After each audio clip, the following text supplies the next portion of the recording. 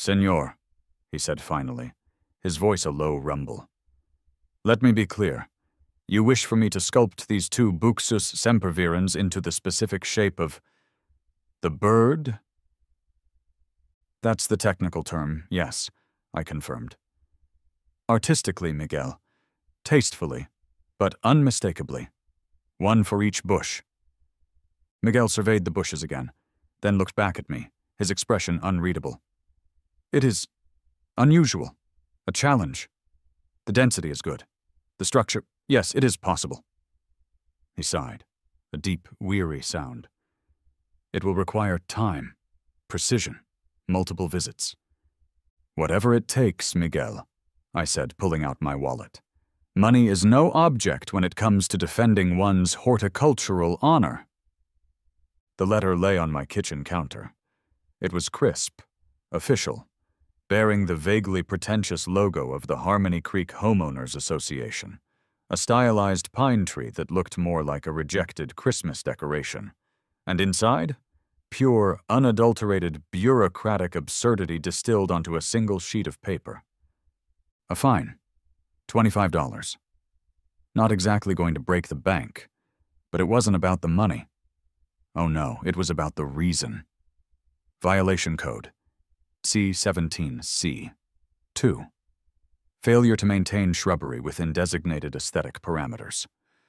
Specifically, the two mature boxwoods flanking my front walkway were, according to the attached photographic evidence, taken, I swear, from an angle designed to maximize their alleged shagginess, exceeding the regulation height limit by a whopping 3.5 inches.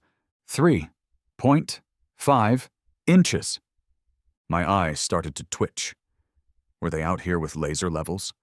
Did Carol, our esteemed HOA president and neighborhood commandant, dispatch her legion of garden gnomes with tiny tape measures under the cover of darkness?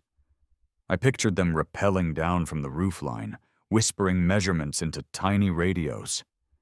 The image was so ridiculous it almost made me laugh, but the fury simmering just below the surface quickly snuffed that out. Now, let me tell you about these bushes. They weren't some scraggly, neglected weeds. They were nice bushes. Dense, green, probably older than half the residents in this meticulously planned community. They came with the house when I bought it 3 years ago. Did I prune them with the geometric precision Carol apparently craved? No. My version of landscaping involved a pair of rusty shears, a vague sense of symmetry, and usually giving up halfway through to grab a beer. So yeah, maybe they were a little uneven on top. Maybe one side puffed out slightly more than the other. They looked natural, comfortable, like they belonged. Unlike Carol's perfectly spherical, chemically coiffed ornamental grasses that looked like they belonged on a golf course on Mars. This wasn't the first salvo in the Great Bush War, mind you. About 2 weeks prior, I'd received the initial warning. A polite little note suggesting my boxwoods required attention to meet community standards. I'd glanced at the bushes, shrugged, and promptly forgotten about it until the following Saturday. Then, fueled by guilt and a desire to avoid further paperwork, I'd spent 10 whole minutes randomly snipping off a few leaves here and there. Attention paid, I'd muttered, tossing the shears back in the garage. Clearly, my interpretation of attention differed wildly from Carol's. I even tried reasoning with her, saw her watering her unnaturally green lawn, in direct violation of the current water conservation suggestions, I might add, and wandered over. "Hey, Carol," I started, trying for friendly neighbor vibes. "Got that note about the bushes. Seems a bit strict, doesn't it? 3.5 inches?" Carol turned, her lips pursed into a thin line that could cut glass. She wore a visor, despite being in the shade. "Frank," she said, her voice dripping with condescending patience. "The rules are clear. They were established for the benefit of all residents. Uniformity is key to maintaining our community's aesthetic appeal, and, more importantly, our property values." "Carol, they're bushes," I countered, trying to keep the exasperation out of my voice. They grow. It's called nature. Are we going to start fining the oak tree down the street for having too many leaves? Fining the clouds for being asymmetrical? She didn't crack a smile. The bylaws are quite specific regarding landscaping dimensions. Failure to comply results in penalties, as outlined in Bylaw 17, subsection C, paragraph 2. I trust you'll rectify the situation promptly. She turned back to her suspiciously verdant lawn, dismissing me as thoroughly as if I were a dandelion. And now, here it was, the penalty. $25 for the crime of slightly unruly foliage. I crumpled the notice in my fist, the paper crinkling in protest. Then I smoothed it out again, staring at the violation code, the amount, Carol's printed name at the bottom. A slow burn started in my chest. It wasn't just anger. It was inspiration. A terrible, beautiful, possibly illegal idea began to form. $25 for bushes! I was pacing my living room, phone clamped to my ear, ranting to my best friend Sal. Sal's the kind of guy who finds humor in almost anything, especially other people's misfortunes, and particularly my misfortunes when they involve authority figures. "Dude, that's brutal!" Sal howled with laughter on the other end. 3 inches? Seriously? What'd you do, measure 'em? No, but she obviously did. Or sent her HOA spies out. I swear, Sal, this woman lives to enforce rules that don't matter. So what are you gonna do? Pay the fine? Trim the bushes down to pathetic little nubs? I don't know, I groaned, collapsing onto the couch. I thought about paving the whole front lawn, or maybe planting poison ivy along her property line. Nah, man, too obvious, Sal said immediately. That's just asking for trouble. You gotta get creative. Think outside the boxwood. He paused. I could practically hear the gears turning in his devious mind. You need something passive-aggressive, subtle but pointed, like you should trim the bushes into shapes. Yeah, like squirrels or something. Squirrels giving her the thumbs down. Shapes. The word echoed. Squirrels? Too cute. Thumbs down? Too ambiguous. My gaze drifted out the living room window towards the front yard, towards the 2 offending boxwoods standing sentinel by the walkway. They were good-sized bushes, dense and full, perfect canvases. What shape truly conveyed the depth of my feelings about Bylaw 17, subsection C, paragraph 2, and Carol herself? It hit me like a rogue hedge trimmer, a shape universally understood across cultures and continents, a silent, leafy shout of defiance, a message that needed no translation. Sal, I said slowly, a grin spreading across my face. What if the bushes themselves told Carol exactly where she could file her fine? There was a beat of silence on the other end. Then Sal erupted. It wasn't just laughter. It was a full-blown, gasping for air, might-need medical attention guffaw. Oh my God, Frank, you wouldn't. Middle fingers, made of bush? Artistically rendered, of course, I said, feeling a surge of righteous, petty glee. Tasteful, botanical, but unmistakable. Dude, that's genius. It's insane. You have to do it. The decision made. The next step was finding someone to execute my vision. My own trimming skills were clearly not up to par for anatomical topiary. I needed a professional, an artist, a shrub sculptor. My initial calls to local landscaping companies were awkward. Hi, I'm looking for some topiary work? Certainly, sir. What did you have in mind? Spirals, animals, geometric shapes? Well, I was thinking of something a bit more gestural. Gestural? Yeah, specifically the middle finger. 2 of them, actually. Click. Most hung up. One guy laughed for a solid minute before politely declining. Another asked if I was prank calling him. I was beginning to think my grand plan was doomed until I stumbled upon the website for Miguel's Masterpiece Landscaping. The site showcased impressive work, intricate spirals, perfectly shaped spheres, even a surprisingly lifelike poodle carved from a U. His slogan, "If you can dream it, I can shear it." Okay, Miguel. Challenge accepted. Miguel turned out to be a compact, serious man, with weathered hands and eyes that seemed to have seen every possible landscaping absurdity. He listened patiently as I explained the situation. The fine, Carol, the 3.5 inches. My desire for vegetative vengeance. He didn't laugh. He didn't even blink. He just stared at my boxwoods, stroking his chin. "Senor," he said finally, his voice a low rumble. "Let me be clear. You wish for me to sculpt these two Buxus sempervirens into the specific shape of the bird?" "That's the technical term, yes," I confirmed. "Artistically, Miguel.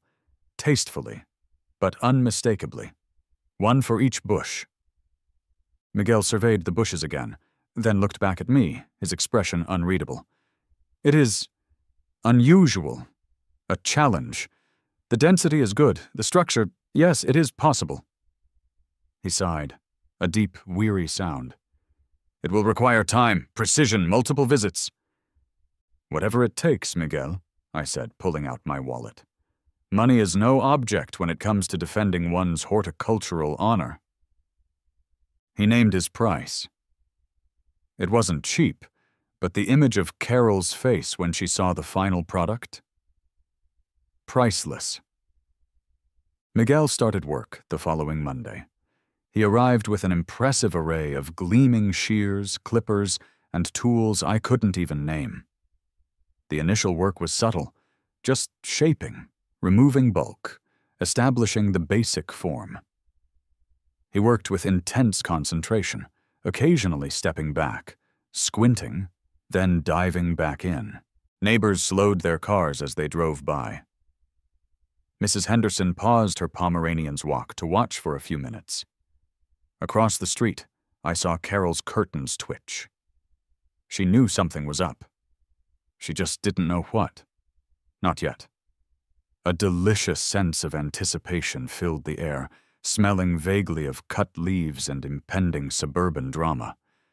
It took 3 sessions with Miguel before the true artistry began to emerge. Like Michelangelo chipping away at marble, Miguel meticulously sheared and snipped, coaxing the dense foliage into forms that were becoming increasingly specific. First came the solid base, the wrist, if you will. Then, gradually, the unmistakable shape of a closed fist, save for one defiant digit rising proudly towards the heavens. The reveal wasn't sudden. It was a slow burn. One day they were just oddly shaped bushes. The next you could squint and think, that kind of looks like... And by the end of Miguel's 3rd visit, there was no mistaking it. 2 perfectly sculpted, leafy green middle fingers flanked my front walk, standing about 4 feet tall. They were magnificent. Obscene, perhaps, but magnificent. I was admiring Miguel's handiwork, sipping lemonade on my porch when the inevitable happened. Carol came marching across the street, her face a mask of thunderous disbelief. She stopped dead on the sidewalk, her jaw working silently for a few moments before she found her voice. And boy, did she find it. Franklin Miller! What?" she shrieked, pointing a trembling finger that ironically mirrored my bushes. "Is the meaning of this obscenity?" I took another slow sip of lemonade, savoring the moment. "Obscenity, Carol?" I asked, injecting maximum faux innocence into my voice. "I'm not sure what you mean. It's topiary. Avant-garde, perhaps. I call it aspiration." I gestured vaguely upwards with my glass. "Represents striving, reaching for the sky." Her eyes bulged. "Don't you play dumb with me, Frank. It represents a rude, vulgar gesture. It's an insult to this entire community. You will remove this Filth immediately. Remove my art? I gasped dramatically. Carol, I'm shocked. I thought Harmony Creek valued artistic expression. Besides, I added, leaning in conspiratorially, Miguel worked very hard on these. His best work, he says. I am issuing another fine, she sputtered, practically vibrating with rage. A larger fine for offensive landscaping and violating community decency. She spun on her heel and marched back to her house, presumably to consult her extensive library of bylaws for new and exciting ways to penalize me. True to her word, the fines started arriving daily. Violation, non-conforming shrubbery, shape, $50. Violation, display of offensive imagery, vegetative, $75. Violation, failure to adhere to approved plant silhouettes, $50. It was getting expensive, but my resolve only hardened. You gotta double down, man, Sal advised gleefully over the phone that night. Don't let her win. He didn't have to tell me twice. The next time Miguel arrived, I had new instructions. Miguel, I said solemnly, the pieces need refinement, more detail. Miguel raised a skeptical eyebrow. Señor, more detail? How? Think realism, Miguel. See this digit? I pointed. Could we perhaps define the thumbnail area a bit more? Maybe hint at the knuckle crease just below it? Give it that touch of anatomical accuracy? Miguel stared at the bush, then at me, then back at the bush. He sighed, the sound of a man questioning his career choices. As you wish, Señor. Anatomical accuracy it is. The newly detailed fingers looked even more impressive, and, apparently, even more offensive, because the next visitor wasn't Carol, but a Harmony Creek police cruiser. Officer Henderson ambled up my walkway, looking profoundly tired. Mr. Miller, he sighed, stopping a respectful distance from the nearest bush. We need to talk about your landscaping. Officer Henderson, good to see you, I said cheerfully. Admiring my topiary? He rubbed his temples. Sir, I'm responding to a complaint. Several complaints, actually, about, lewd shrubbery. Lewd? I feigned shock. Officer, this is botanical art. Perhaps the complainants lack artistic appreciation. Maybe they're confusing it with something else. Officer Henderson gave me a look that said he wasn't born yesterday, or even the day before. Look, sir, he said, lowering his voice slightly. Technically, it's on your property. There's no specific ordinance against, well, this. But it's pretty clear what it is. It's causing a bit of a stir. People are upset. Could you maybe, I don't know, tone it down? Round off the, tip a little. Round it off, officer? That would compromise the artistic integrity of the piece. It's meant to be pointed. It's about the message. He sighed again, a sound heavy with the weight of suburban absurdity. Just try to keep it civil, okay? No pointing them directly at Mrs. Kravitz's house or anything. He gave the bushes one last bewildered look and retreated to his car, likely radioing dispatch to ask if offensive topiary qualified for hazard pay. The police visit, naturally, only fanned the flames. Someone snapped a picture and posted it on the Harmony Creek Community Facebook group with the caption, "You won't believe what Frank Miller did to his bushes." All hell broke loose online. The post got hundreds of comments within hours. Brenda W. Disgusting. There are children in this neighborhood. Think of the children. Gary P. LOL. Stick it to the HOA, Frank. Harmony Creek Watcher. Is this even legal? Someone called the city. Sal _the_ man. That's my boy Frank. #leafy liberation, #shrubbery justice. Carol K. This abhorrent display is a violation of multiple bylaws and common decency. The HOA is pursuing all available remedies. Dave R. Honestly, Carol, your lawn sprinklers hitting the sidewalk are more offensive. Let the man have his bushes. Anonymous gardener. Needs a tiny hat. Maybe a little ring on the finger? I became infamous overnight. People drove by slowly, pointing. Some honked and gave me a thumbs up. Others glared. I was the finger bush guy, a local legend, a suburban rebel with a cause, and some very expressive hedges.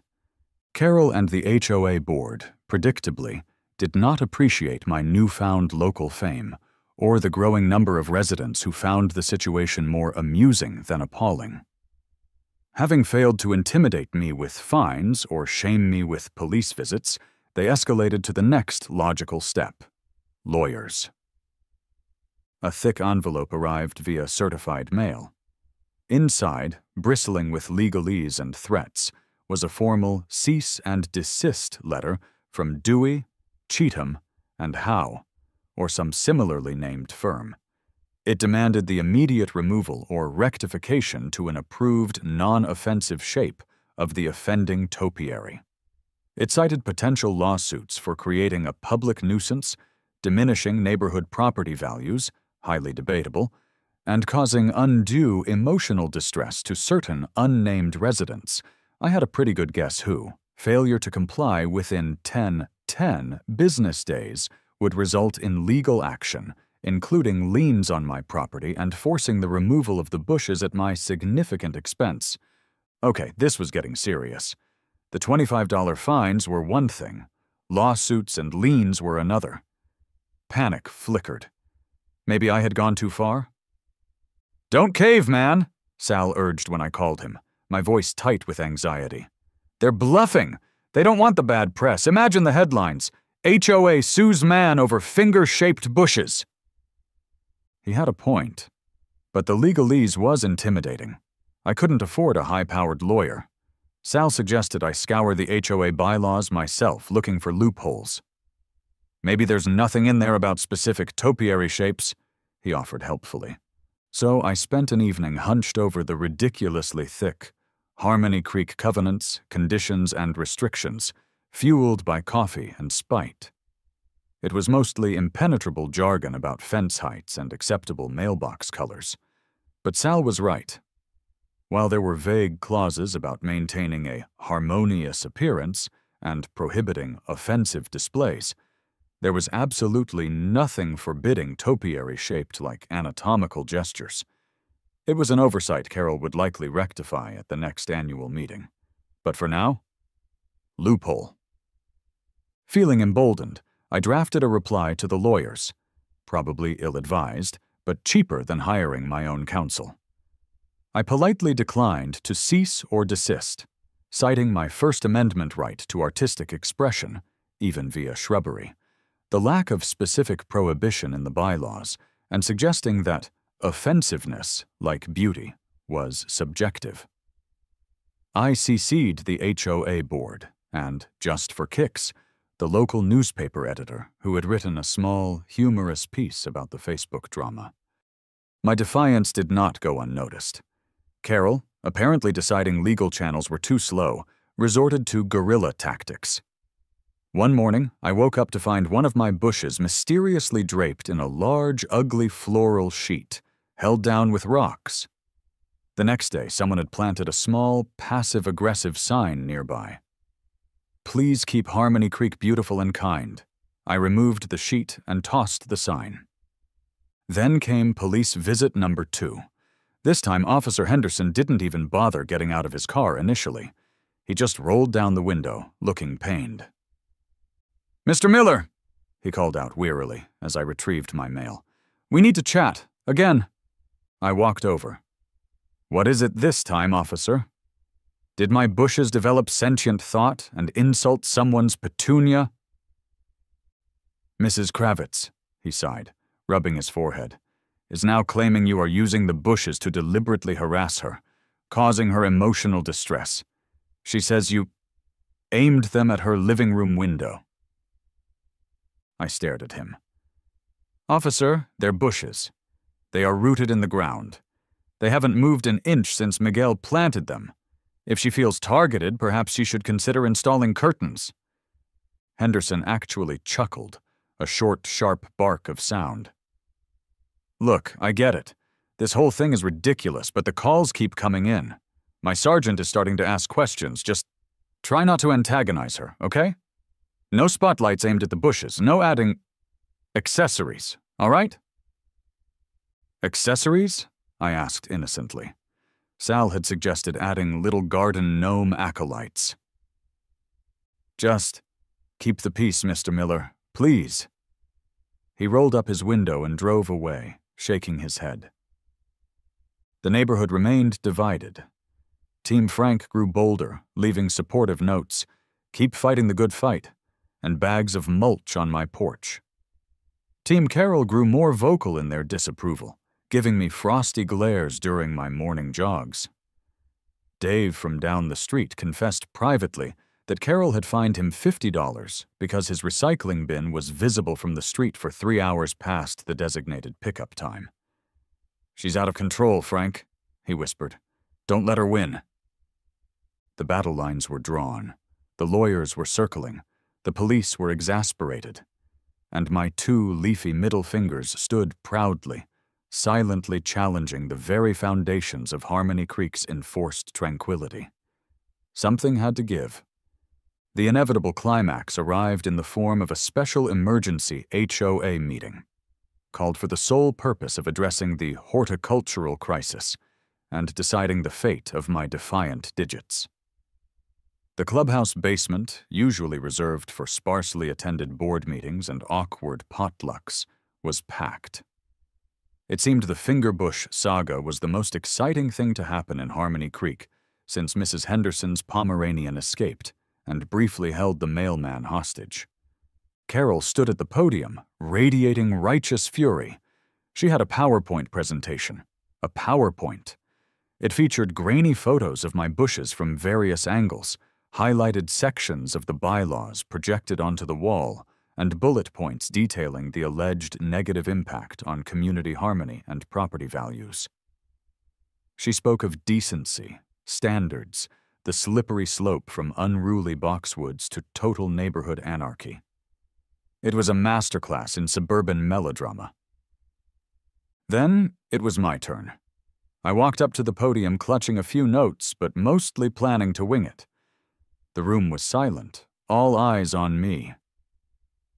"Evening, everyone," I began, trying to project calm confidence rather than the nervous energy buzzing beneath my skin. "I understand we're here tonight to discuss my landscaping choices." I paused. "Now, Carol, Mrs. Kravitz, has presented a compelling case for why my bushes are apparently the greatest threat to Harmony Creek since the invention of the dandelion." A few chuckles rippled through the room. Carol glared. "But let's be honest," I continued, leaning into the microphone. "This isn't really about bushes, is it? This started because of a fine, a $25 fine for shrubbery being 3.5 inches too tall.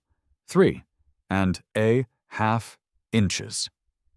I let that hang in the air. Is that really the standard we want? A community governed by rulers and regulations so petty, so divorced from common sense, that we penalize plants for growing. I talked about the principle of the thing, about feeling pushed around by arbitrary rules. "So, yes," I admitted, gesturing towards the general direction of my house. I responded, maybe not in the most conventional way, but my bushes, my aspiration topiary, I added, nodding towards Carol, are not an insult. They are a statement against petty tyranny, a protest against the crushing weight of beige conformity. They are, I finished with a flourish, leafy liberation. The room was buzzing. Before the board could react, Miguel, my landscaping artist, stood up unexpectedly from the back row where he'd been quietly observing. He walked calmly to the podium after I stepped aside. "Excuse me," he said, his voice quiet but firm. "I am Miguel. I sculpted Mr. Miller's bushes." All eyes snapped to him. "Senora Kravitz calls them filth. I call them art. It required skill, precision, an understanding of the medium, the buxus sempervirens. It is topiary, an ancient art form. Perhaps provocative? Yes. But offensive? That is subjective, no? He looked directly at the board. To destroy art simply because one person does not like the message. Is that Harmony Creek? He bowed slightly and returned to his seat. The board members looked flustered. Then Dave, the guy fined for his recycling bin, stood up. He's right, Dave called out. This isn't about Frank's bushes. It's about Carol fining people for ridiculous things. Last month I got a warning because my garden hose wasn't coiled in a perfect circle. It's too much. Murmurs of agreement spread through the crowd. The board members exchanged uneasy glances. The tide was turning. They huddled, whispering furiously. Finally, the chairman banged his gavel. After consideration, he announced hesitantly, the board finds that while Mr. Miller's topiary is unconventional, there is no specific bylaw prohibiting this particular form. Therefore, the board cannot compel its removal. A wave of applause and relieved laughter filled the room. However, the chairman added quickly, we strongly urge Mr. Miller to consider modifications to foster greater community harmony. I had won, sort of. A few weeks later, things had quieted down. I hadn't removed the bushes, but as a gesture of goodwill, and on the advice of Officer Henderson, who stopped by off-duty just to shake his head and say, "Don't push your luck, Miller," I had Miguel perform some minor modifications. He skillfully rounded the tips of the fingers ever so slightly and trimmed back the knuckles just a bit. They were less overtly aggressive, perhaps, but anyone who knew the story still knew exactly what they were looking at. A subtle, leafy smirk. I was sitting on my porch one evening, enjoying a cold beer, watching the sunset paint the sky shades of orange and purple over the identical rooftops of Harmony Creek. Sal was over, admiring the slightly softened shrubbery. "So, you kinda won, huh?" Sal asked, grinning. "Let's just say the Bushes and I have reached an understanding with the HOA," I replied, taking a sip. "A truce, brokered by Miguel's shears." Carol still lived across the street. She averted her eyes whenever she walked past my house, her lips set in that familiar thin line. But the fines had stopped. The letters had ceased. A fragile peace had descended upon the neighborhood, punctuated only by the occasional chuckle from a passing driver who recognized my infamous landscaping. I looked at my bushes, standing proudly in the twilight. They weren't just plants anymore. They were symbols. Symbols of defiance, of absurdity, of the time I got fined $25 and decided to give the entire concept of petty tyranny the finger. Literally. Who knew gardening could be such a contact sport? I mused, raising my bottle in a silent toast to my leafy partners in crime. Best damn landscaping money I ever spent.